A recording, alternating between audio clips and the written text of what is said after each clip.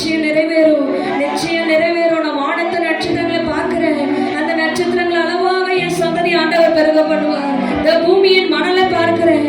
அந்த மணலை தனியா என்னுடைய சந்ததி ஆண்டவர் பெருக பண்ணுவார்.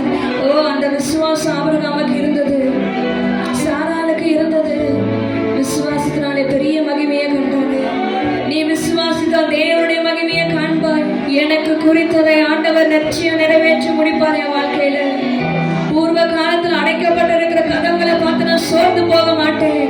என் நம்பிக்கை அந்த கதவுகள் மேல அல்ல, என் நம்பிக்கை அந்த மூடப்பட்ட காரியத்தின் மேல அல்ல. ஓ, என் நம்பிக்கை அவர் மேல வைத்திருக்கிறேன். நமக்குரிய ஆசீர்வாதத்துக்குரிய திறவுகளை கர்த்தர் வைத்திருக்கிறார்.